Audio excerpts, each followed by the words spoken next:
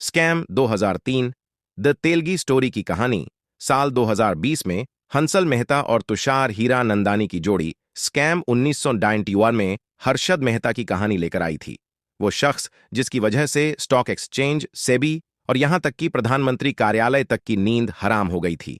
अब 3 साल बाद स्कैम 2003 द तेलगी स्टोरी के साथ यह जोड़ी फिर हाजिर है। इस बार कहानी घोटालेबाज अब्दुल करीम तेलगी की है।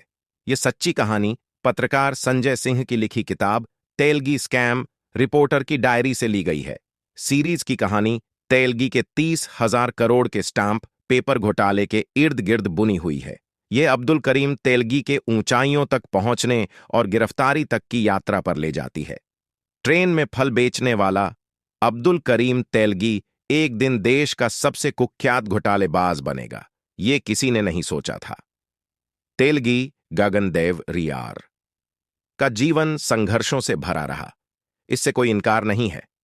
सबसे दिलचस्प कि वह बाकी घोटालेबाजों के उलट कोई ऐसा इंसान नहीं था जिसकी पर्सनैलिटी या लाइफस्टाइल चर्चा में रही हो। फिर भी वह करोड़ों रुपए के घोटाले का सरगना बन गया। तेलगी की सरलता, उसकी सादगी को देखकर कोई कल्पना भी नहीं कर सकता था कि वह इतनी बड़ी धोखाधड़ी करने की नीयत रखता है। शोरन हंसल मेहता यह बखूबी जानते हैं कि पर्दे पर सबसे महत्वपूर्ण है कास्टिंग। स्कैम 1992 फीट में प्रतीक गांधी ने बिग बुल हर्षद मेहता का किरदार निभाया और रातों रात स्टार बन गए। इस बार गगन देव रियार इस शो को बड़ा बनाने और इस शो से बड़ा बनने के लिए तैयार हैं। ऐसा इसलिए भी है कि वह न सिर्फ असली तेलगी की तरह दिखते हैं, हैदराबादी भाषा के साथ ही वह किरदार की बारीकियों को भी बड़े बेहतरीन ढंग से पहचान गए हैं।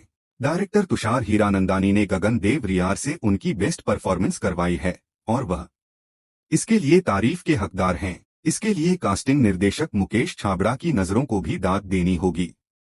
तेलगी की कहानी उसके कुख्यात नार्को टेस्ट से शुरू होती है और फ्लैशबैक में चलती है। वह कर्नाटक के खानापुर में एक छोटे शहर के बिजनेसमैन से सपनों के शहर मुंबई तक की अपनी यात्रा के बारे में बताता है। सीरीज स्टाम्प पेपर घोटाले के पीछे के रहस्य को धीरे धीरे सामने लाती है और तेलगी के जीवन की प्रमुख घटनाओं को भी दिखाती है। डायरेक्टर उत्कर्ष हीरानंदानी और उनके राइटर्स केदार पाटनकर और किरण यज्ञोपवीत ने तेलगी के जीवन के उतार चढ़ाव को इत्मीनान से उबलने दिया है। यह रिव्यू शुरुआत के 2 एपिसोड पर आधारित है, जहां हम अब्दुल करीम तेलगी की पर्सनल लाइफ की कुछ झलकियां देखते हैं। क्यों देखें? अब्दुल करीम तेलगी की कहानी दशकों से चर्चा में रही है। हालांकि हमने कभी इस पैमाने पर स्टाम्प पेपर घोटाले पर कोई शो या फिल्म नहीं देखी है।